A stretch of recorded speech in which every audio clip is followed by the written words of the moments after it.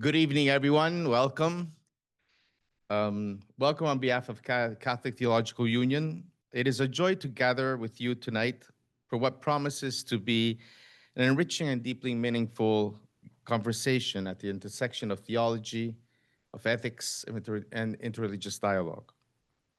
Tonight's lecture, Shirley Berry, Jewish and Catholic Law Responding to Suicide and the Work of Catholic Jewish Studies, explores a topic that sits at the heart of our shared moral and pastoral concerns.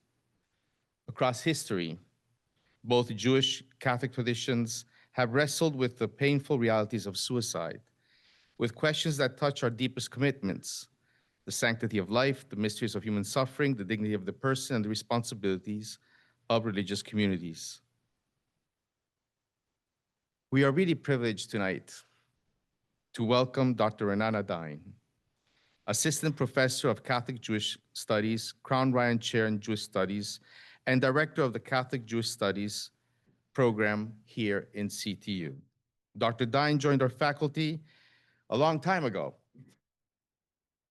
in 2025, after completing her PhD in religious ethics at University of Chicago Divinity School. Her scholarly journey has taken her through Williams College and the University of Cambridge, as well as rigorous studies in Jewish text and tradition at Drisha, Hadar, and the Hebrew University in Jerusalem. She brings to CTU an extraordinary interdisciplinary perspective grounded in Jewish and Catholic thought, feminist ethics, bioethics, clinical ethics, and the study of religion and visual culture. Dr. Dine's work exemplifies the very best of Catholic Jewish engagement: intellectually rigorous, ethically courageous, historically informed, and pastorally attuned. We are honored by her scholarship, her leadership, and her vision for the future of our Catholic Jewish Studies program here at CTU. Please join me in welcoming Dr. Ranana Dine.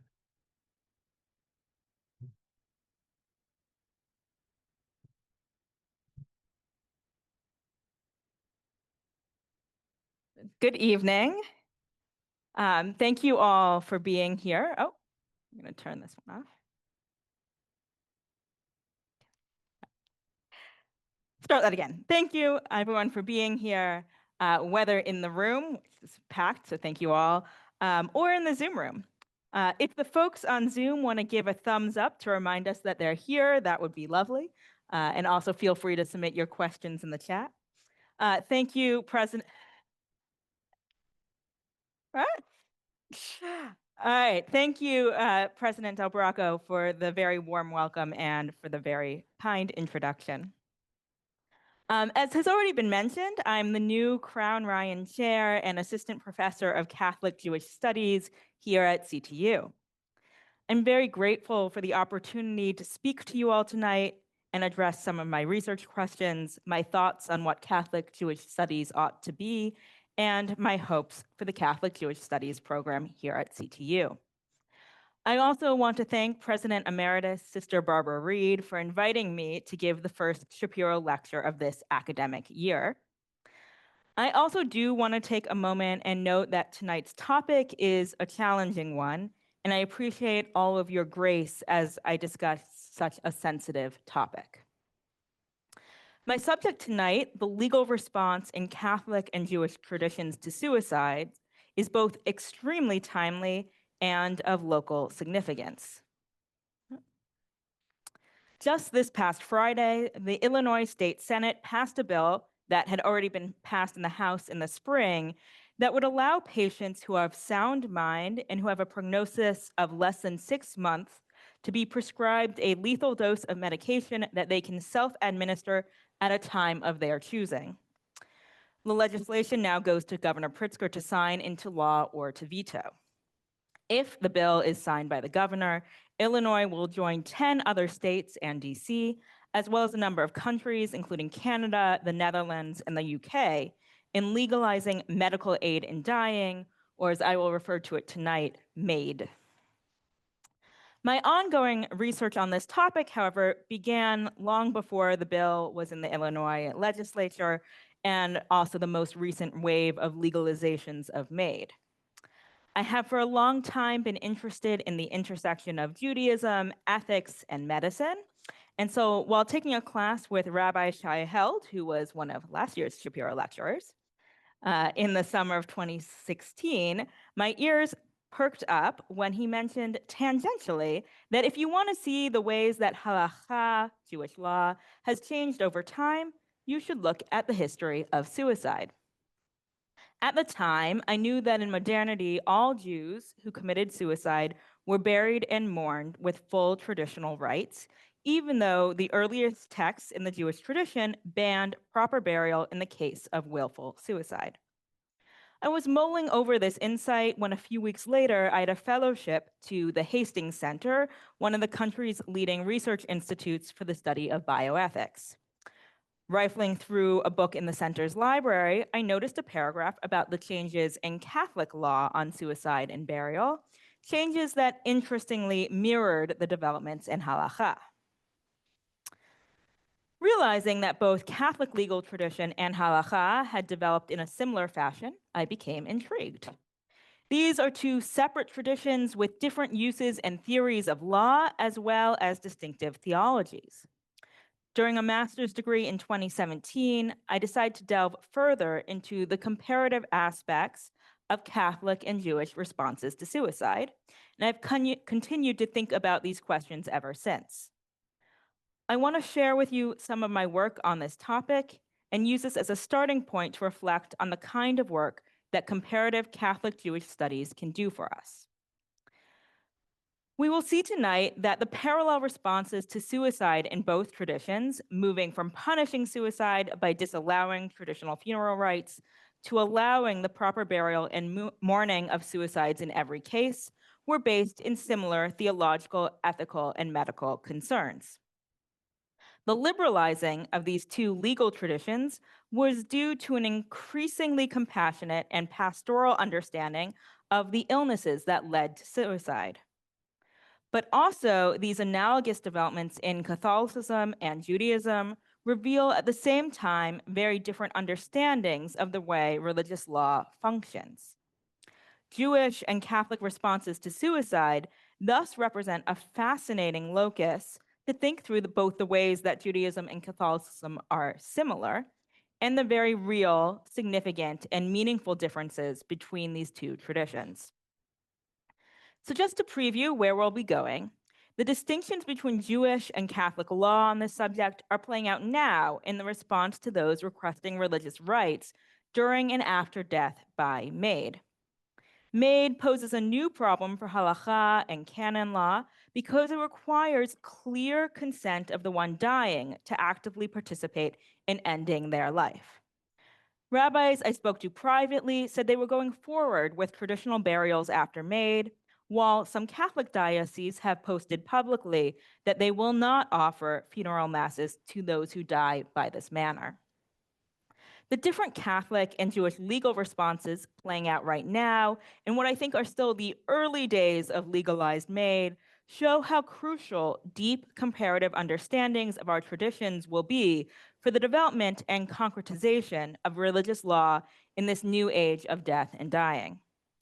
In order to do real, deep Catholic Jewish studies, we must make sure we first understand where there is common ground and where there are differences even within agreement.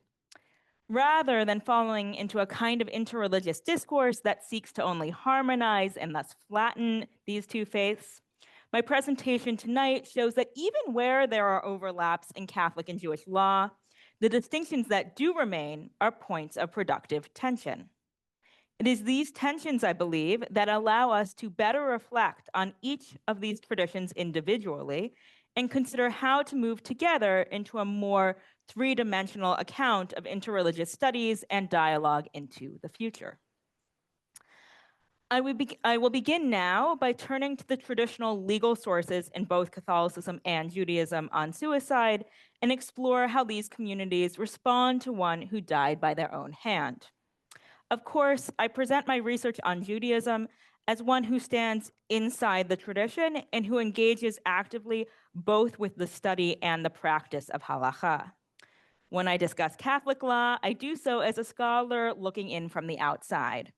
I bring my expertise as a scholar of religion, theology, and religious ethics, but not my lived experience, and I look forward to engaging with those in the audience for whom Catholic law is not just academic, but rather informs their practice and their faith.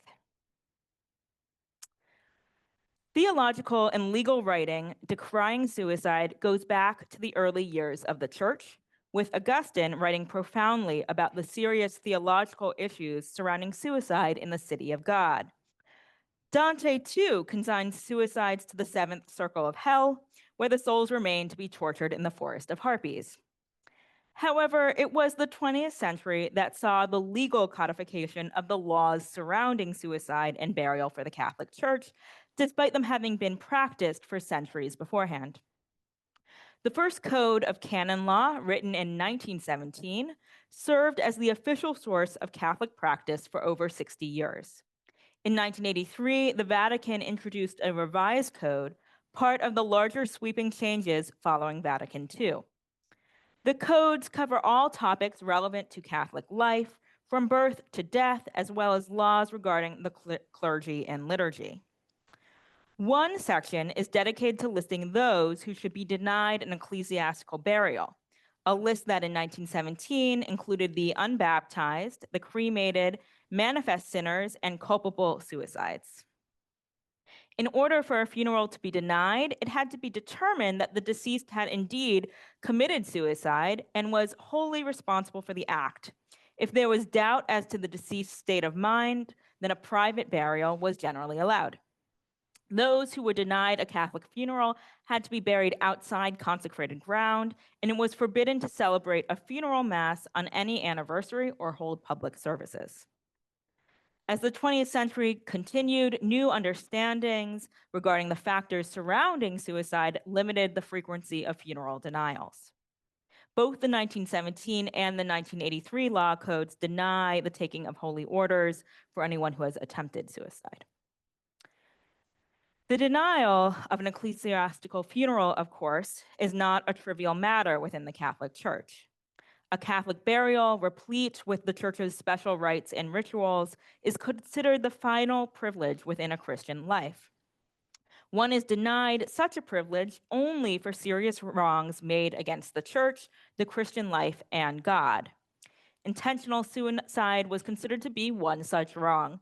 From scripture through Augustine and Aquinas down to today, willful suicide has been considered as a mortal sin against the commandment, do not kill, and suicide has been seen as an infringement of God's dominion over human life and is contrary to the nature of man. The criminalization of suicide and conceptualization of its sinfulness began in the church councils of the 5th and 6th centuries. The Council of Braga in 563 established the denial of funerals for all suicides. By the modern period, however, practice reflected a more pastoral attitude. Giuseppe Frasinetti, in the New Parish Priest Practical Manual, reported in 1883 that although the Roman ritual points out clearly who ought to be deprived a church funeral, in reality, the rigor of discipline has been somewhat modified. Frasinetti advises the new parish priest to first consult the bishop on the question of those who committed suicide, but recommends, if the bishop is unavailable, that the priest ought, as a general rule, to grant ecclesiastical burial, since it may be supposed to be the effect of insanity. The 1983 law code, which is still in effect today, likely reflects what had been the customary practice for decades. Mention of suicide is expunged in the list of those to whom a church funeral ought to be denied in Canon 1184. It mentions only notorious apostates, heretics, and schismatics, those who choose cremation for reasons opposed to the Christian faith, and other manifest sinners. The 1992 Catechism, after reinforcing suicide's sinfulness, mentions the factors that might lead to suicide and mitigate one's responsibility in the act, including grave psychological disturbances, anguish, or grave fear of hardship, suffering, or torture. The Catechism then states that one ought not to judge or lose hope for those who have killed themselves, since by the ways known to him alone, God can provide the opportunity for salutary repentance. The 1980 Declaration on Euthanasia similarly includes a discussion of the psychological factors surrounding suicide, explaining that mental illness can diminish responsibility or even completely remove it for those who commit suicide. Today, a special prayer for suicide is added to the otherwise normal Catholic funeral liturgy, which includes hopeful and uplifting language focusing on forgiveness and salvation, and de-emphasizes the sinful nature of the act. God, lover of souls, you hold dear that you have made and spare all things, for they are yours. Look gently on your servant N, and by the blood of the cross forgive her sins and failings. Remember the faith of those who mourn and satisfy their longing for that day when all will be made new again in Christ, our risen Lord, who lives and reigns with you forever and ever. Amen. Just between the 1917 and 1983 law codes, not to mention the last few centuries, we can see how the law changed to acknowledge the pastoral approach to suicide that has become prevalent in the Catholic Church. Although suicide remains sinful, it is understood in a medicalized way, and it is not something that ought to be punished after death. Instead, it is responded to with compassion, and those who die by suicide are granted full ecclesiastical burial rights. The halachic response to suicide unfolds over time. From the 3rd century onwards, it is possible to track the liberalization, and in some cases retrenchment, of ritual responses to those who killed themselves. Halacha is based in the laws laid out in the Hebrew Bible and represents rabbinic interpretation and expansion of these scriptures. No verse in the Hebrew Bible explicitly bans suicide or ritual mourning for a suicide victim. The rabbinic rulings on the matter are derived from verses that more obviously allude to homicide, such as lo tirtzach, you shall not murder, from the 10 Commandments. Similarly, the rabbis understand God's commandments regarding human life given to Noah and his children after the flood to refer both to murder and to suicide. God tells Noah that for your own lifeblood I will require a reckoning. I will require of every beast of humankind too, will I require a reckoning for human life, of everyone for each other.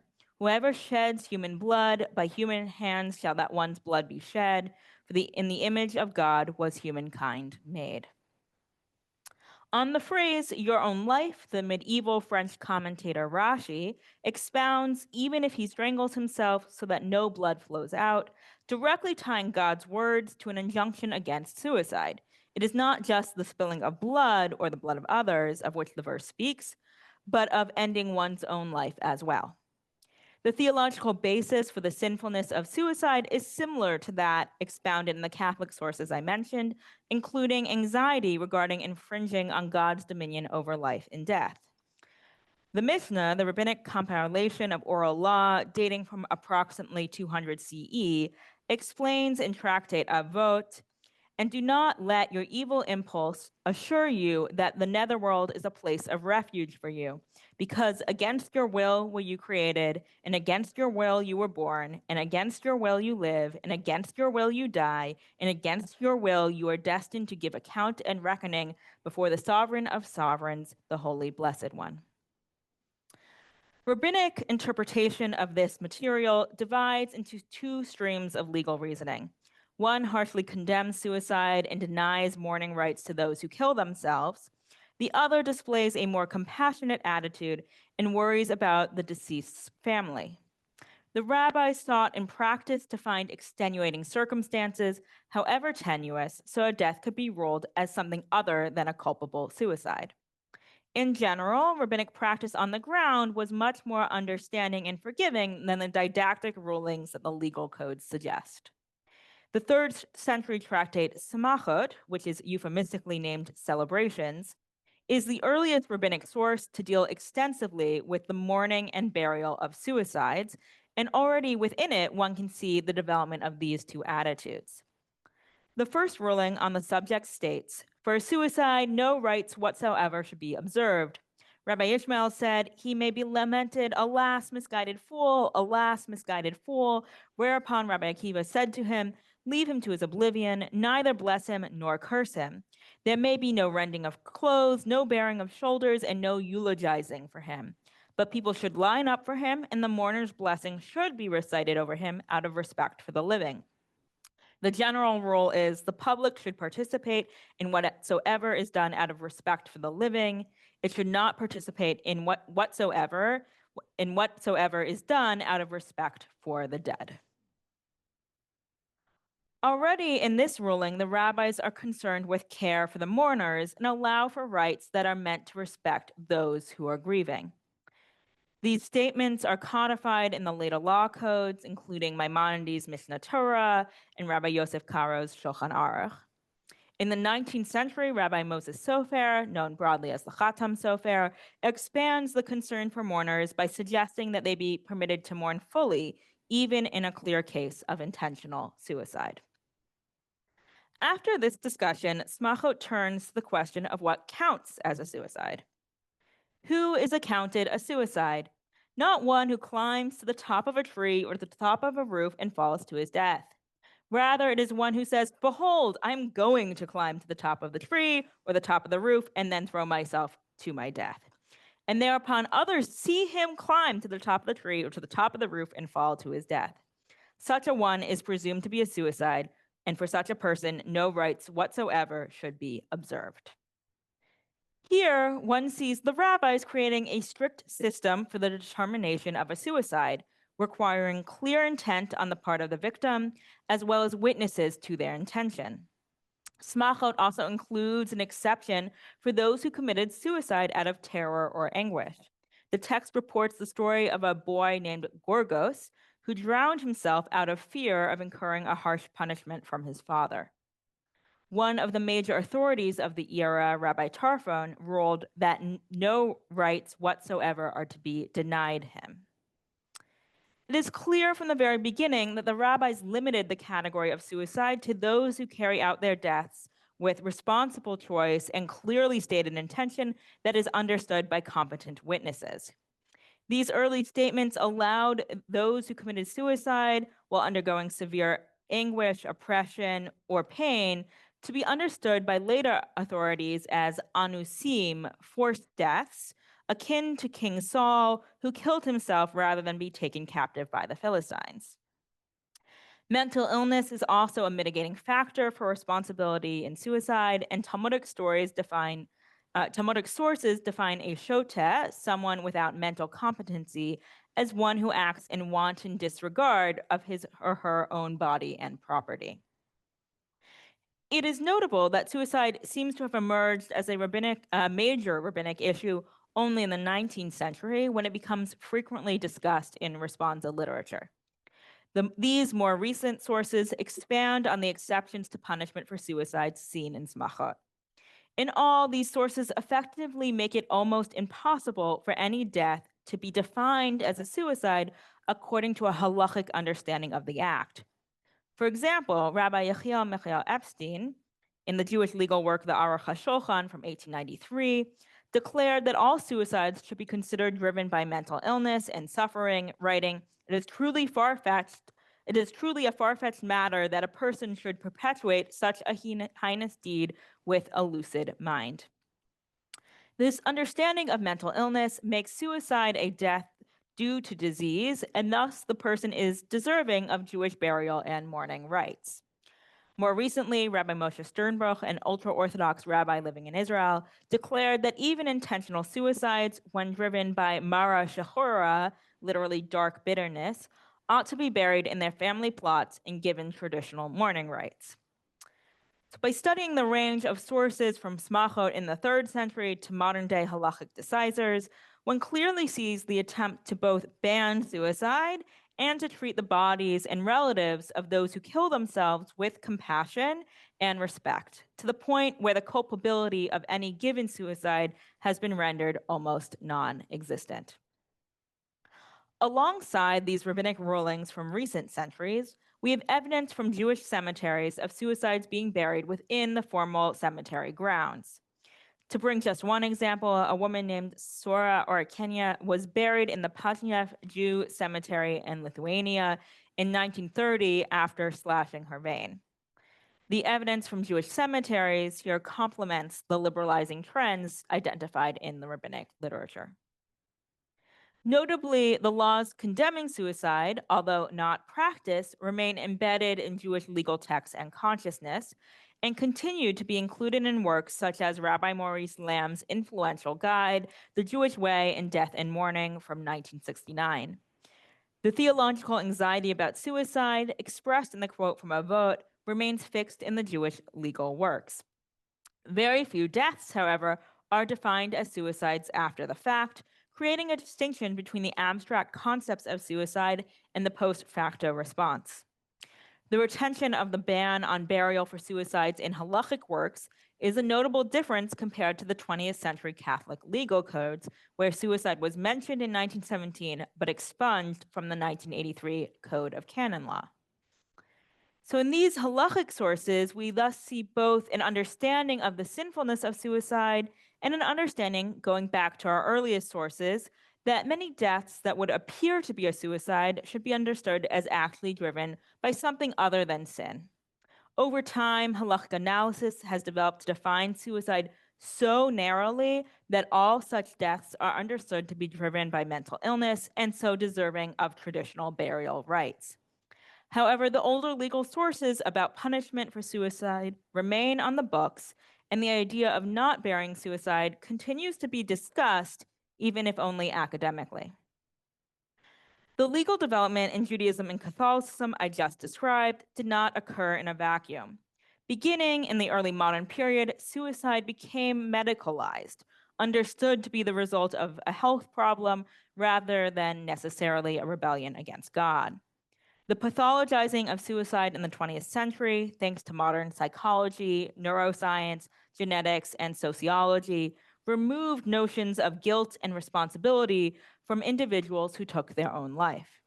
This more tragic, medical, and compassionate conception of suicide has led religious leaders to reconsider the sinfulness of the act and prompted significant theological and legal questioning, leading to the erasure and diminishment of religious laws that punish suicide by forbidding religious burial. To directly compare the Jewish and Catholic legal tradition on this topic, then is to notice broad similarities with significant methodological differences.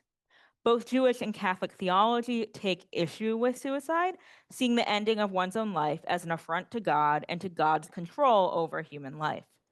Both consider it to be directly forbidden in the Hebrew Bible. And both traditions had at points laws punishing suicides by denying them traditional burial. Both at the same time included broad exceptions to this punishment for suicides caused by mental anguish. Both traditions share a set of values that drive these laws: a deep respect for life, an understanding of God's dominion over humanity, compassion for those suffering, a pastoral response to the vulnerable. But in the ways these two traditions developed their legal analysis of these questions, there's a notable and significant difference. The Catholic Church, at least in its formal law code, removed language about suicide and burial from the latest edition due to a modern understanding of suicide as the end result of mental illness. Judaism lacks a mechanism for removing law, and so all the language regarding denying burial remains in halachic texts, even as rabbis have broadened the exemption for suicide to include all cases of the act. The Catholic legal tradition also discusses the role of mourners less than the Jewish sources when discussing whether to allow for traditional burial. So, what about the situation unfolding today and the question of funeral rites after MAID? Because MAID in the countries and states where it is legal usually requires the informed and legal consent of the one choosing to die, one might think that it would be the kind of willful, rebellious suicide imagined by our early religious texts. Of course, choosing to die by MAID contravenes Catholic law and moral teaching, as well as traditional understandings of halacha. Despite this, some who choose to die by MAID still want religious burial and other traditional rites associated with the dying process.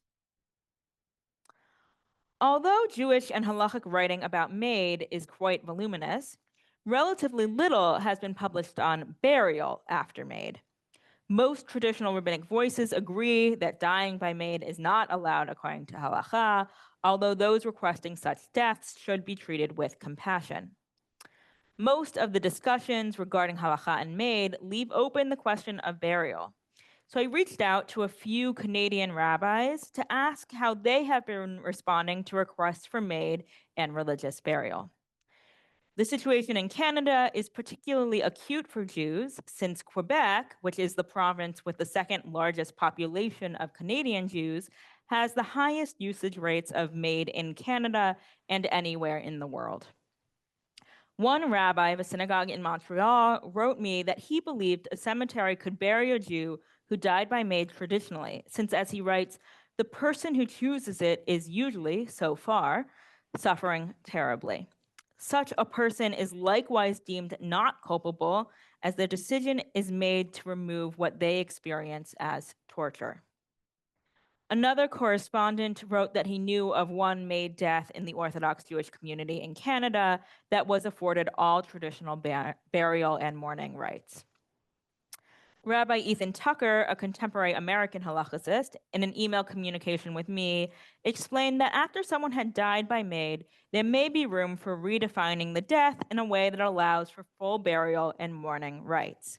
Tucker, building on some of the sources I mentioned earlier, believes that it is possible to continue arguing that we do not know the deceased's mental state at the precise moment of death, and they may have repented even in the last moment after consenting to the procedure.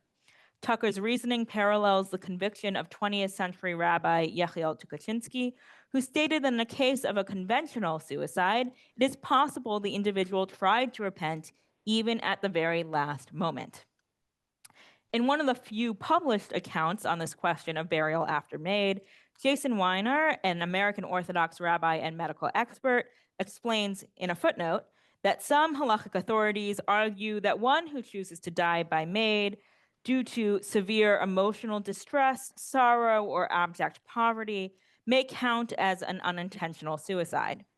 One could thus argue that death by maid is not considered to have been done with a completely clear mind or heretical intention, and may even seem appropriate at the time, allowing for full burial rites. These halachic arguments, while in many ways offering a pastoral and permissible stance towards those who are dying by maid, do ignore the patient's autonomy and choose not to believe that their consent to the procedure is valid. Notably, most arguments for maid are based on patient autonomy. And so the halachic choice to ignore the dying person's consent and so allow for burial is quite revealing, and in many ways challenges the ways we think about Jewish ethics, halacha, and patient autonomy. These legal and on-the-ground responses to maid represent a continuation of halachic argumentation about suicide. Like in the earlier centuries, when the definition of suicide was narrowed to a point of halachic non-existence, death by maid is being defined after the fact as also not a suicide in the halachic sense. It remains a forced death, a step taken under extreme circumstances, despite the technical medical consent given before the procedure. Interestingly, this renders the halachot of suicide an ideal category in the philosophical sense, a category that doesn't exist in reality. As Chaim Simon in his account of halacha explains, halachic codes are so committed to precedent that laws remain on the book even as the scope of their application shrink, leaving many regulations to be applied in only the thinnest and most formal sense of the term. For Simon, the history of Jewish burial law would be an example of the way that halacha functions as something distinct from and even beyond law as we usually define it. Here, the halachot of burial function as an important piece of Talmud Torah or Torah learning, and so remain on the books, but it's not to be applied to real cases where the category of suicide, as halacha understands it, ceases to exist. The Catholic response to requests for funeral rites after maid has been more varied. Some Canadian dioceses have banned Catholic burial outright for those who choose to die by maid. For example, the Archdiocese of Vancouver writes on its website that in the case of euthanasia or physician-assisted suicide, this final action of a person's life has been chosen in violation of the clear teachings of the Church. It is an act which expresses a serious defect in belief and in unity with the faithful. It is not a death like Christ. It is the Church's practice that a Catholic funeral mass is not appropriate when such a wrongful act and separation of belief has taken place. The diocese adds that although a funeral mass is said in the case of most suicides, MAID is a rationally chosen and competent response to a terminal illness and or suffering, and shows a lack of acceptance of death as part of God's plan because it fails to express hope and trust in the final and decisive choice of our life on earth, dying a holy death in Christ. Despite the strong language of the Vancouver Archdiocese's statement, news reports describe a more varied response. One article from 2016, soon after the Canadian MAID legislation's passage, stated that Canadian bishops have taken different positions on whether churchgoers who choose an assisted death should be absolutely barred from having an official funeral. The article describes a tension between a compassionate response to suffering, something some see modeled in the pontificate of Pope Francis in particular, and a more traditionalist position upholding the gravity and theological underpinnings of the sin of suicide. Another more recent article described the death of Peter McQuaid in Prince Edward Island, who wanted to see a priest before he died from MAID in 2020. A Catholic priest agreed to meet with him and gave him the sacrament of the sick before his death, and his funeral was officiated by another priest and held in the local Catholic church. The variation in Catholic practices regarding funeral masses after MAID may also be an outcome of the legal development described earlier. The 1983 Law Code lacks language regarding burial and suicide, leaving a gap in terms of guiding response to the legalization of MAID. Although there is historical precedence for not performing a mass for willful suicides, there is also material that points in the direction of a more pastoral approach. Both options appear to be live currently in the Catholic Church in Canada. Based on this initial research, it seems as though halachic opinion is coalescing around an authoritative position that one ought to bury those who die by MAID. This position relies on categorizing these deaths as something other than the very narrow to non-existent Jewish legal definition of suicide. Even as the halakha generally rejects the use of MAID, after the fact, the problematic death can be explained away. For the Catholic Church, MAID deaths represent a willful violation of church teaching, and so the question of last rites and burial is complicated and is not yet totally settled. Although there are accounts of priests providing last rites and at the same time other statements that deny funeral masses to those who die by MAID, these deaths are recognized as defying church teaching and represent actively choosing a death not like Christ's. So what do these contrasting responses reveal about Catholic Jewish studies? It is notable that these two traditions developed similarly over time as they responded to new understandings of mental illness, depression, and suicidality. At the same time, both of these traditions developed legal responses to suicide using methods specific to each tradition. Although it appears that much of this history is one of confluence and agreement, the differences are key to understanding our moment. It appears that at least in Canada, these two traditions are diverging. Rabbis and halakhic experts continue to define suicide, even in the case of MAID, out of existence, while the Catholic Church wrestles between continuing to bury those who die by MAID, like it buries suicides, or taking a stronger stance in opposition to what is considered a grave and theologically troubling sin. By studying these convergences, divergences, and trends, we can gain a better understanding of the complex relationship between these two traditions. There's a potential fallacy one could fall into on a simplistic account of this history.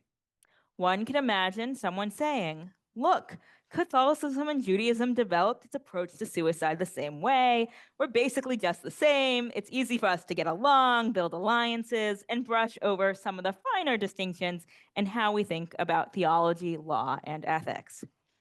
But as my account of our current moment shows, there are differences, and those distinctions are important both in theory and now perhaps in practice. But the study shows something deeper than similarities and differences. It reveals deeper truths about how our traditions think about law and its relationships to challenging questions of theology, ethics, pastoral care, ritual, and medicine. Thinking about interreligious studies and what our goal with this kind of research and teaching is, I'm drawn to an account that argues that this kind of work goes beyond simple comparison to investigate the social, spiritual, and civic implications of interreligious encounters. It is my hope that my ongoing research shows that by comparing and contrasting Jewish and Catholic legal accounts of funerary rites for suicide, we can learn more deeply about both these traditions and how they answer some of the hardest questions of human life and death. And so, when it comes to considering the methods and goals of Catholic Jewish Studies and the Catholic Jewish Studies program here at CTU, I want to go beyond the work of simple comparison to think about how these two traditions can help shed light on some of the deepest and most challenging questions facing our jointly shared world today. So there are two realms in which I hope to do this sacred interreligious work: the classroom and public programming. I want to start with the classroom and thank my students in my Intro to Judaism course this semester who have already begun to do this work with me. My goal for my classroom is for it to be a welcoming and generative space for the exploration of a tradition that is new to my students. I hope my students discover in this encounter with Judaism deeper insights into both their own faith tradition and what it means to live in this world together. In this exploration, I hope students reflect on their own faith and ritual practice and consider it in light of a tradition that shares certain sacred texts and moral values, yet operates quite differently. Thus, the goal of my classroom is to render what is strange to my students, Judaism, familiar, and in that process, make them consider how the aspects of their Catholic faith that they take for granted are actually contingent, distinctive, and unfamiliar in another context. One example of this in the classroom space is the course I plan to teach in the spring on comparative Jewish Catholic bioethics. In this course, students will explore how Judaism and Catholicism share many of the same values and methods when it comes to bioethical questions. Both traditions, for example, share values including life, dignity, and community, and methods such as law, virtue ethics, and casuistry. In some cases, these shared values and methods lead the traditions to relative agreement, for example, around questions regarding the end of life. These same values and methods lead to radically different conclusions when it comes to questions regarding reproduction. It is my hope that students will consider how two traditions that in some ways share much can end up in different places. By doing this, my students hopefully deepen their understanding of their own faith in light of Judaism, a religious tradition that, while legible to them, comes to quite different conclusions. However, it's not only within the subject matter of the course that I hope my students deeply explore the shared and contrasting aspects of our traditions.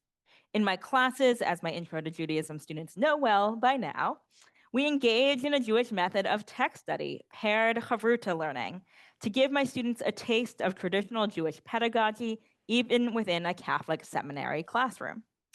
In chavruta learning, one is paired often for the entire course with a student peer to delve in depth together into a Jewish text. After initially learning text together in chavruta, the entire class comes together for lecture and discussion with the teacher. Chavruta learning is truly learning in dialogue, in collaboration, and in relationship. Chavruta is simply the Aramaic word for friendship. By learning in chavruta, my students not only study Judaism academically, but get to experience what it's like to study Jewish texts in the ways that they are traditionally read, getting a taste for authentic Jewish study while acknowledging their status as being outside of the tradition. Thus, in the methods, as well as in the subject matter of my classes, students are introduced to our differences while learning collaboratively with their partners and with me, their teacher. In the upcoming programming for the Catholic Jewish Studies program this year, I similarly want to explore issues of great import where Judaism and Catholicism may share values and methods, but retain their distinctive positionalities. To that end, and in conjunction with 2025 being the 10th anniversary of Pope Francis's encyclical on the environment, Laudato Si', the winter and spring Shapiro lectures will focus on issues of environmental justice in the Jewish tradition. Similarly, the theme for this spring's Perlmutter Conference is Christian and Jewish responses to living under ecological crisis. By focusing on issues of the environment, I hope that the Catholic Jewish Studies program will become a space for wrestling with some of the most crucial issues of our time through complex analyses of our traditions, understanding both where we agree and where our traditions diverge. To me, those moments of divergence often offer the most productive spaces for growing in our comprehension of our individual faiths, understanding the perspectives of our neighbors, and building productive three-dimensional coalitions for the future. Looking to the future, I hope the Catholic Jewish Studies program can be a space to gather, both as a CTU community and with the public, to discuss the most pressing issues jointly facing our faiths, from the increasing presence of AI, encroaching global authoritarianism, and Israel-Palestine. But I also hope that the program can be a place where we can recognize difference while enjoying the beauty and the joy of the world around us. For example, I hope in the future to plan CJSP visits to the Art Institute, where we can study together the impact of Jewish-Christian relations on the visual arts and consider how we move through and appraise the museum space with our distinct sets of Jewish and Catholic goggles. So I hope you will join me, whether in my classroom or in future programming, whether here at CTU or out in the larger community. I hope you will join me in doing this work to think in complex, in-depth ways about our two traditions, Catholicism and Judaism, and see both the moments of agreement and the moments of divergence as an opportunity to deepen faith, empathy, intellectual understanding, and active work in the world. I cannot be more excited to get started. Thank you, and I look forward to your questions.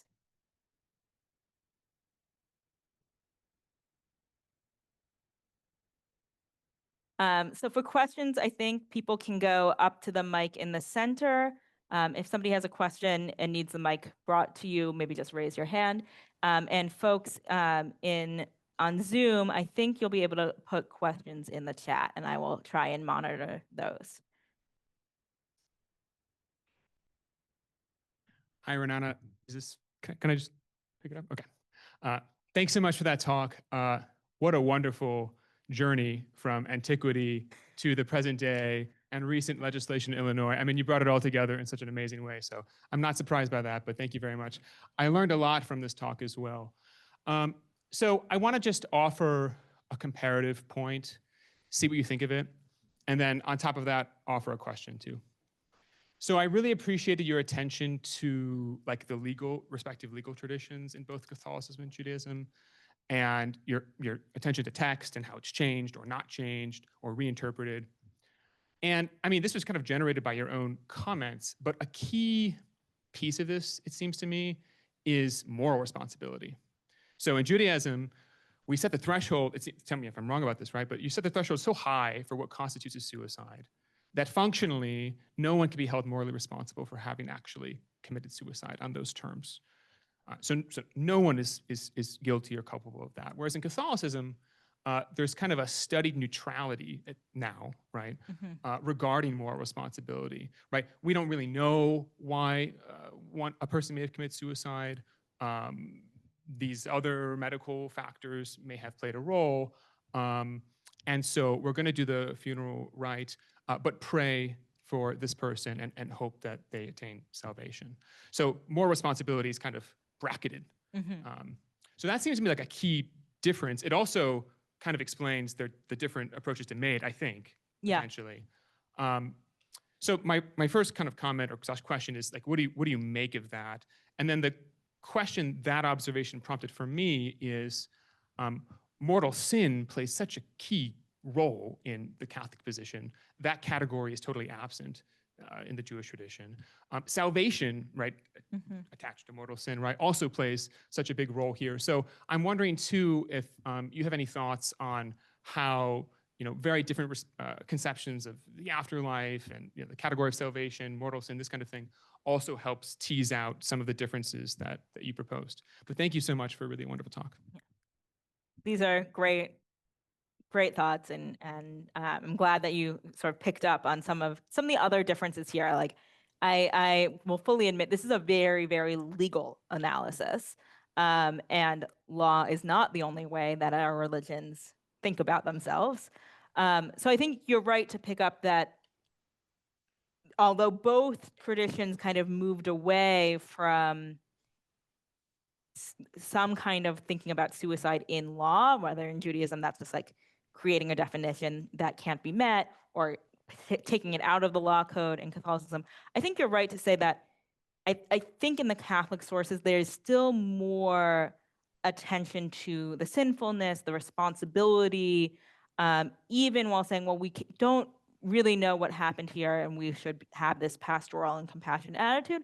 While Judaism, which I do think thinks of itself more legally, is just like, well, we can legally get rid of this problem by having this definition, and then this death is just like anything else, and we move ahead. So I think you're right to point out that moral responsibility is in those Catholic sources in a way that the Jewish sources just are willing to sort of get rid of them. I think what that leads to a question around MAID is, well, if we're going to bury these people anyways, why do we consider it still to be wrong? And what's the purpose of law if we don't have the punishments for it? Which is a good question about halakha, maybe in general.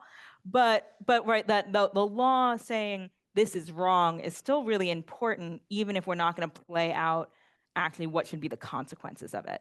And the idea of this being a moral and religious norm, even if afterwards we will take a different stance and say, actually, this didn't happen, right? And I think you're right that ideas about sin, mortal sin, ideas about the afterlife, which are very different in these two traditions, also definitely are playing in the background here. And ideas about, like, if you died in sin, what does that mean? So I think those are key differences if you were going to expand this outside of a legal analysis. All right, let me take a question from the Zoom. Okay. So there's a question of clarification about the language of exemption in Jewish tradition. Essentially, the logic seems to be that the act remains sinful, but the person couldn't possibly commit it willfully. The suggestion seems to be that the act itself is humanly impossible to perform.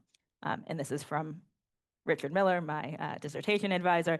So I'm going to say that he is correct. No, I think that is right. That I think basically what Judaism or what the halakhic texts have done is said that this category of suicide is actually one that, like, humans can't really do. I mean, I think that's going back to the source from the Aruch HaShulchan of, like, nobody would do this in their sort of lucid mind, so it actually can't be this category. So it is impossible to do. A person, in the way that we understand a human, can't do it, and so the act theoretically is out there and remains sinful, but it doesn't exist as a human possibility. Diane, I think you had a question. I hope this brings out nuance, but I'm going to phrase it at first very simplistically and reductionistly. which way is better? Because I'm more familiar with the Jewish perspective, but like I love that we get to bury people, and it's like we're burying people, but then you're also sacrifice agency, which is such a core value there. So I imagine both ways. Is there an integrity to the Catholic, some of the Catholic responses that we are kind of giving a wink to?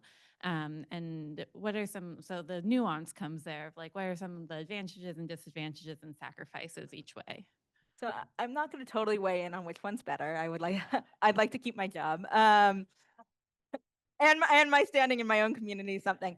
But I mean, when I did this research, when I did this research initially, I think what I was really interested in is the gains and losses. That I think, I mean, definitely speaking in terms of conventional suicides, I think the move towards burial and compassion and a pastoral attitude as modern people, that feels right, right? I think, speaking for the people in this room, I imagine we do think of suicide as this thing that is caused by a medical illness, is not in a person's control, should not be treated as a shame or whatever. Instead, should be handled in this compassionate way. At the same time, though, the reasons for those laws were very real and theologically deep. And I think had integrity to them, I think is a good word that you used. And so even though I think this move in modernity, or even earlier, to bury people who died by suicide is a more good moral choice, it does come with some losses that we should be aware of. And so I think when it comes to MAID, I think it is really interesting. I think you're right to say that there's the Jewish response, while continuing its sort of pastoral way, does really kind of undermine the autonomy of the person making this choice. And I haven't seen anyone write about that, because as far as I know, very few people have written about burial. But that seems like something that's worth untangling a little bit more. And I didn't really have time to do that in this presentation. But what does it mean, potentially, I think, to celebrate this move of burial and compassion, whatever, after the death, but doing that by saying, well, we're going to act as though you never consented, you never had the power to consent. I think that's challenging.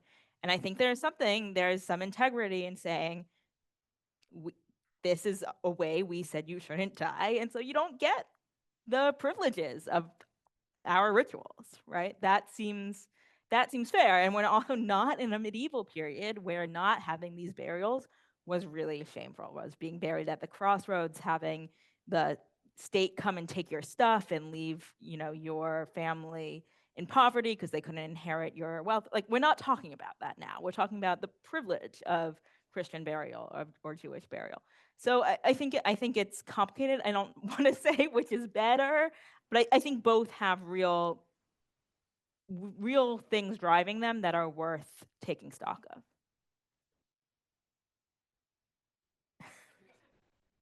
Thanks for a wonderful talk. I was wondering what you thought about the role of public policy versus individual case law and pastoral care. There weren't any examples that I think that you had of like a proclamation by the Committee for Jewish Law and Standards, for example, on medical aid in dying, and categorically saying that they have a right to burial rights. And there might be a difference, perhaps, between the relative amount of centralization in Catholic world versus the Jewish world, and to what degree that might account for why, on a public policy level, you want to deter medical aid in dying versus on a actual, right, all the individual examples you gave, the Catholics were in fact given their burial rights. So I'm curious to hear your thoughts on that. Yeah, I mean, one piece of background to this story is that the Catholic Church, as I understand it, has been much more vocal politically around this issue and in trying to not have this kind of legislation pass. I believe that there are Jews involved in some of those efforts, but definitely not to the same extent. And in general, right, one thing that Jews and Catholics have as a very different part of their sort of religious legal way of thinking is on what should be the law of the land. So, right, for Jews, it's pretty easy for us to say, or for halakhic Jews, it's easy to say, this is not allowed for us. Maybe we don't like it in society, you know, whatever, but the laws for us aren't societal laws. While one of the defining aspects of Catholicism is thinking that much of these kinds of moral laws are universal, and so thus should be acted on in a more political public sphere kind of way. And yeah, I think I think it is harder when you are publicly and politically advocating against, you know, the passage of MAID to then say, oh, but we will bury you after. I think that's a much harder stance than a Jewish stance that says, okay, halakhically we don't like this, but we're pretty quiet about it, and then we and we can deal with it afterwards. So I do think that public policy aspect is playing out in the background here.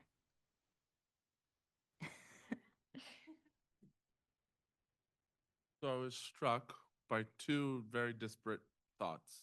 The first is great, but how do we teach our kids in both faiths that suicide is bad?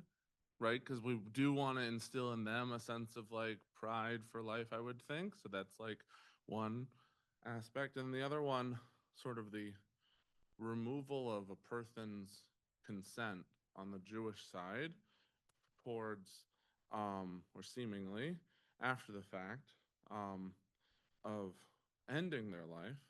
I wonder if that plays it all into, and again, this is still kind of nebulous, but like medical actions a person takes to extend their life that may not be considered moral or just. Because if we're going to say, oh, they wanted this, but they, you know, so thoughts. Yeah. So on the how do we teach our kids this? I mean, I think that's why both of these traditions do continue to think about the sinfulness of suicide. Okay, we're going to deal with this pastorally and compassionately afterwards, but we do have some texts that are against it. I think also, and this came through in some of the language from one of the Catholic sources. But I think actually both traditions also just imagine that this isn't something that actually needs to be taught because it's natural. So for Catholics, it's part of the natural law. It goes back to the Aruch HaShulchan being like, nobody would ever do this unless they're unhealthy, right? And so I think on this topic in particular, there's probably less of a worry about how do we teach our kids or how do we instill this value, because it's actually considered to be against reason and against one's natural inclinations to do this, and the reason people are doing it is because they are ill. And I think if you believe in a sort of scientific idea of medicine, like I can't will my kid to be healthy by teaching them good values. Like that's just not how that works. So I think that's a little bit less of an issue. On the extending life, there's a lot of, this is a hot topic, I think, in medical ethics today, is this idea of like, could we extend life forever? Should we do this? Future humanists, whatever. So I think that's a really big, different question and a different topic. There definitely is a lot of religious and moral work to be done on it, but I think it's just a little bit too outside the scope. I just want to answer one question on the Zoom. Rick had some questions that were mostly historical, and so I just wanted to answer those. So one part of the question here was, how does Judaism think about famous suicides like at Masada or during the Crusades or the pogroms? And I think actually some of this legal reasoning and the kind of Jewish thought that developed is partially in response to that in terms of thinking about martyrdom, right? So definitely Masada, the Crusades, those people are thought of as martyrs, and an idea that if you die for God, or if you die because you're not going to convert or something like that, that is that's an act that one can choose to do. and isn't seen as a suicide. So some of this legal history, definitely some of the history of Jewish thought on suicide is responses to what are considered martyrdoms. And one thing that's interesting, just as a side note, is the Crusades are this obviously huge moment for Jewish history in Europe, where you have this history of martyrdom. And that history actually doesn't translate in Mizrahi and Sephardi communities, which so have much less of a sort of terminology and thinking around martyrdom than in Ashkenazi tradition. So a lot of the laws I was talking about today come out of more of the Ashkenazi tradition, and there's more robust thinking about martyrdom and suicide coming from there.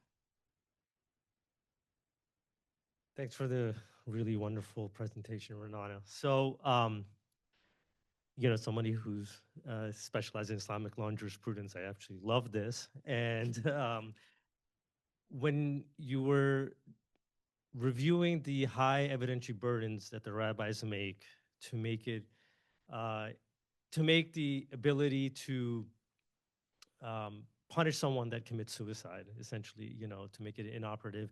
I thought a lot about in similar ways in which both rabbinic law and Islamic law create high evidentiary burdens around issues like capital punishment, for example, right? And make those inoperative. And something that was brought up before was the idea that, well, if the law is getting so technical, then where's the moral import? I would argue that there's still very much moral import in it if we think about law not in the way we think about it in the modern context, but in a pre-modern context, which is that law is a nexus for discussing morality. Whereas now, in perhaps a much more legally positivistic way, we don't see it as such. So a idiomatic way would be suggesting that, look, suicide is so bad that if you actually did it and were convicted, you wouldn't get any burial rights. But legally speaking, we're not going to go there. That's the way I saw it. So I do see very much, and I'd be curious to get your thoughts on that. Rather than it being absent of any moral import, quite the opposite. It has very much still that. We just in the modern context don't see it as such. The second question I have, which is a very legal question, I think, is that the issue around somebody has to say, I acknowledge, I can't remember the exact wording, but like, I know that I'm committing suicide or something like that. Like in the Smachot source, where that's right. Like, I am climbing the tree to jump up and kill myself. Yeah. That's right. That's right. Is there any discussion either that comes out of there in the modern context if there's a written suicide note? And where they're, where they make it very clear that this is what they're doing and the reason for why they're doing it, which could ostensibly even indicate that they're not mentally unstable. So thank you for those two things. Yeah. So I'm just going to answer that written suicide note one first because it's a little shorter. They're definitely, my understanding is it is more complicated to rule these deaths as not suicide if there's a written suicide note. I think that work is still done, right? People still find reasons to think that this person was not stable. They could have repented at the last minute. All of these things, but that does create an extra burden. So if there isn't a note, it is easier to automatically say that we don't know what happened. On the moral import piece, yes, I want to clarify. I think the rabbis were doing something very. They were thinking ethically when they restricted suicide to be this thing because they wanted to. I think there was an ethical intuition of wanting to have this more compassionate response of wanting to offer people burial. I think there's a real sense in these texts of also wanting to make sure mourners have that full, complete mourning experience and closure.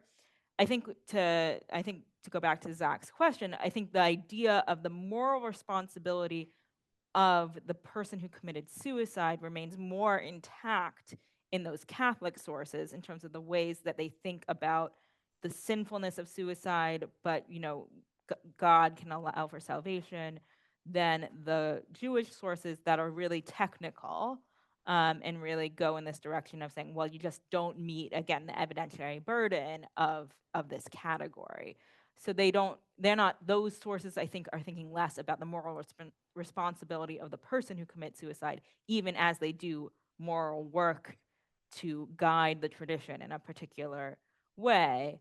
And definitely the like, and so you have to say that you're going up to the roof and you're going to jump off and kill yourself, and you have to do so before witnesses, is very similar to Jewish texts on, you know, on murder and capital punishment, where you have to be warned and you have to say, I'm going to kill the person, you know. So they're very similar in that fashion. So you're right to point that out. There's another question in the chat. Does the way to allow for a full Jewish burial in cases of suicide similarly require downplaying the consent that a person committing suicide has given, like calling them a shota, right, someone who's not mentally competent, comparable to what contemporary rabbis do to allow people dying by MAID to be given a full Jewish burial? Yes, I think there are ways that the rabbinic thinking regarding MAID is very much in line with what had come before. So I don't see it as a break. I just think it's even more more stark. But yes, I think, right, there's a way in which the rabbis decided to treat anyone who commits suicide as not being able to be aware of what they're doing, even though we know historically that that's probably not the case, in order to allow for burial. And here we're pushing it even farther. I think what's so interesting in the MAID example, though, is like the person literally said they consented, and we're still like, so it's going even farther. And then what's also interesting is just the discourse and the people advocating for MAID are doing so on this like patient autonomy. You have the right to choose. You should have the right to die the way that you want. You have the ability to consent to this. And what we're doing is saying that actually you don't have the ability to make this choice. You didn't consent. You are under some kind of illusion that you're able to make this choice, and we're going to actually remove that ability from you in order to then do the burial. I think I'm just curious about the Catholic prohibitions on cremation and like where they come from, and if there's any similarities to the halakhic prohibitions on cremation, which I didn't. If I thought about it, I would have realized that there's Catholic prohibitions on it, but I didn't make the connection until today. Yeah. So my understanding, and if there's a historian of this in the room, please feel free to speak up. But when cremation becomes popular in the late 19th, early 20th century, the Catholic Church is very opposed and considers it to be demeaning and to be not the way of a Catholic burial. In the 20th century, as cremation became more and more popular, I think that was removed, and cremation is now allowed, even though it's not preferred by the Catholic Church, because it's not. I think people understood that people were choosing cremation not because they were trying to sin, but because it was considered cheaper or easier or all these things. So that is something else that was removed from the law code and changed. In Judaism, I think there are a couple things that play into the ban on cremation. I have a whole dissertation that goes to that a little bit, but right, ideas about how we treat the body and that being a deeply disrespectful way of treating the body, and it being against tradition. There isn't probably a real technical halachic text that says this is absolutely the thing you cannot do, but that's not the way Jews do burial, and now that's become very ingrained. And then that gets reinforced by the Holocaust, right? So I think today a lot of people are upset about Jews choosing to cremation because that's the way Jews who didn't get to decide what happened to them after death were treated. I will say that one thing that I get asked about a lot is like someone who I'll be giving a presentation and someone's like, well, I'm choosing cremation after I die, and my family's very upset because they said that in the revival of the dead in the Messianic time, I won't be able to be revived if I've been cremated. And I'm like, that's some BS that someone's fed you. Like, we believe that Tchiyat HaMetim, revival of the dead, is a miracle, and how that happens, I can't tell you, but like, I don't think anyone wants to say that unfortunately all the Jews who have had their bodies burned in history will not get be revived. So your family's upset for like potentially good reasons, but that's not one of them. Don't worry, you're going to keep your job. So, Thank you. so yes, I just want to say that actually about cremation, I just want to clarify that yes, the Catholic approach is actually very close to the Jewish approach because it's really the theology of the body, that the body is not simply a container. I am my body. My identity is cannot avoid my body, so that is why the opposition to cremation, because it was almost like against your body, so the gift of what you received. So, and plus we believe also in the resurrection of the body. So if it's out of this respect for your body, then that's why it was not committed. But for example, if you're in Mexico City, you don't have an alternative. I mean, everyone is cremated. So I think that also we have to put into proper perspective different things. And because of that, I have a question, because on how complex the society is today and all these laws that are being passed, and how, as you rightly said, that assisted suicide is not even just assisted suicide, not, and so many times it's no more even the choice of the person itself. It's actually, we're going to situations where state or other or bodies are making the decisions for the patients, and so they're really not responsible. I think that because of the history that you showed us, I think it's great actually that we're going to be able to navigate into complex situations without a blanket response. And I think that, don't you think that there's sometimes a temptation as theologians, moral theologians, as lawmakers, sometimes that we just want fit everything necessary into a solution that we found for a moment, and instead probably always have to be able to be open to understand the complexity of the situation of each person, of society, and everything that is going on. Yeah, I mean, I think it'll be interesting to see sort of for those who are, greater experts in Catholic law, is this something at some point that there is a more codified singular answer to, or does this remain a pastoral response? And my understanding is also some of these dioceses that have come out with these kinds of statements are also one of the dioceses is the Diocese of Alberta, which is considered a more conservative state within Canada. So it's a little bit more in line with the culture of the people they're serving in some ways. So I mean, and I also don't think what's going on in Judaism so far is particularly codified, and I didn't come across in my research anyone doing anything different, but I can imagine somebody doing something different. And I know that Rav Ovadia Yosef, a very important legalist, Mizrahi legalist of the late 20th century, was like, this was a mistake that we started burying suicides, and we should go back. He's not winning out as far as I know, and even though he's a very influential thinker. But none of this is stuck in stone. And I think as these questions become more and more pressing, we'll see either do we codify our responses or do we leave it in a more casuistic or more pastoral case-by-case situation. So you say that suicide is not a natural thing to do, right? So it must have a mental health issue, or it's around martyrdom. But do any of the faith traditions talk about the communal failure that led to suicide, like with extreme poverty, or now a lot of people commit suicide because of extreme teasing? And do they actually be explicit about how the community has not taken care of them? Yeah, it's a really good point. My understanding is our sort of understanding of how suicide is affected on a communal stance is a kind of 20th century study. Like very famous sociologist Durkheim does a study about suicide and how it travels through communities. So I don't think that in any of the halachic sources I see a lot of discussion about the community's failure. I can imagine there are other kinds of sources that are less law code and whatever that maybe go into that, and also more modern sources.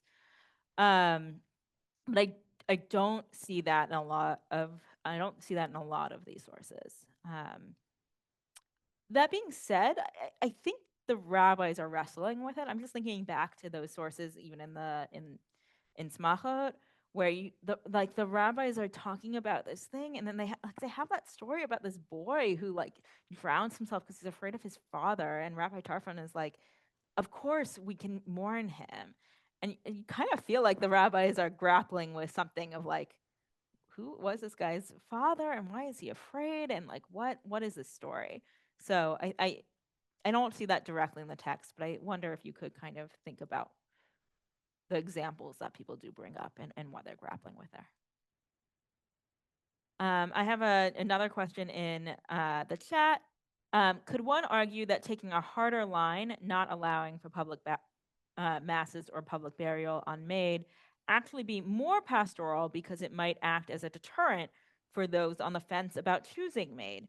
That hard line might give people more of an opportunity to reflect on their own dignity. Yeah, I mean, again, I think the language of pastoral versus hardline might not be the right language here, but there are real significant reasons for choosing to say we're not going to do this burial, and we're going to like feels like a response with integrity, and that is a pedagogical moment there, right? Of saying this will show as an example why this is the wrong choice and that this choice has consequences. Oops. It always happens. Sorry.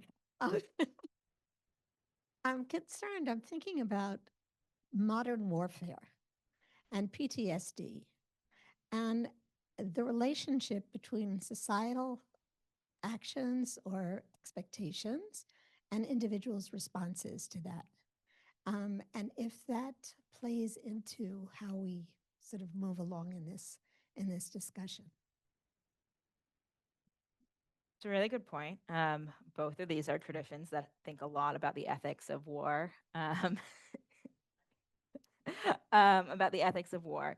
I think probably the discussion of something like PTSD gets folded into the larger discussion of mental illness as a reason, but I think it goes also back to Irene's question about the ways that our society has set people up to do this and how we have to take accountability for that. And one thing that I would say is there is more of a history to this story, and like I talked a little bit about how suicide became medicalized and was seen as the end result of disease, but also in the 18th and 19th centuries, you get more people thinking about suicide romantically, right? You have these stories by like German romantic authors about people who kill themselves because they're in love and they've been spurned by there are other societal trends that can valorize or can criticize suicide that are part of this story as well. And I think probably our understanding of modern warfare, what it does to people, how we think about soldiers is going to be part of this history.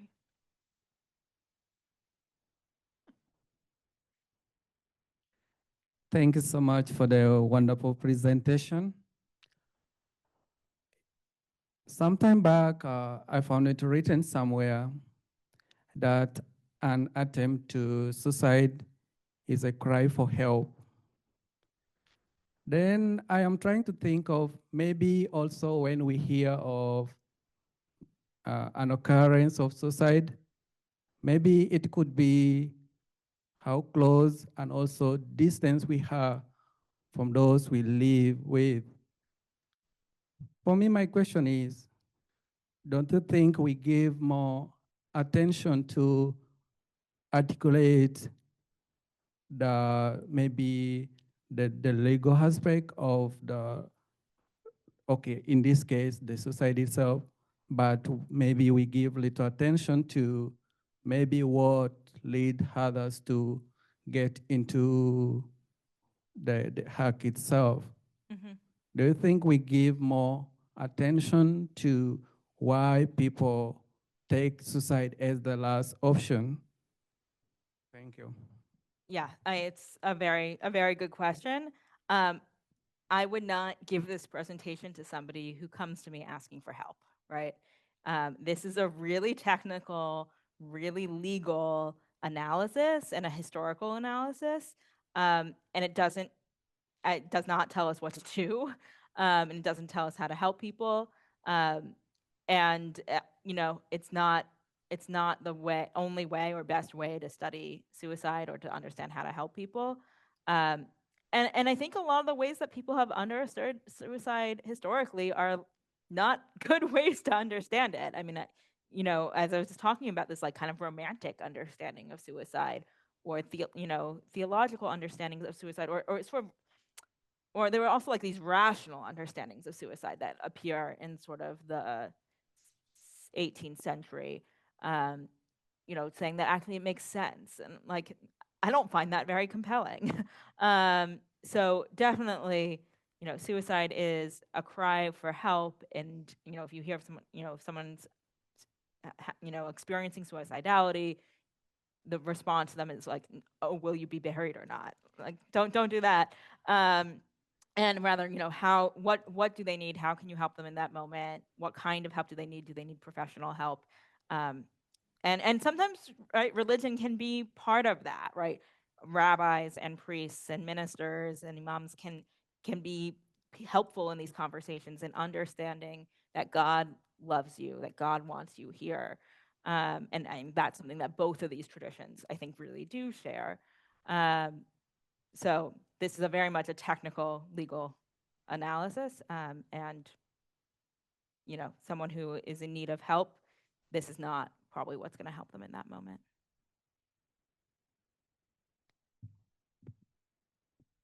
Hello. Okay, so I've been wondering, you brought in like the qualifications in Jewish law that prevent something from being considered suicide, right? Specifically, it needing to be like explicitly stated as your intent, and also the need for witnesses, right? But I feel like with MAID, both those things are very likely to be present, right? Which does complicate it.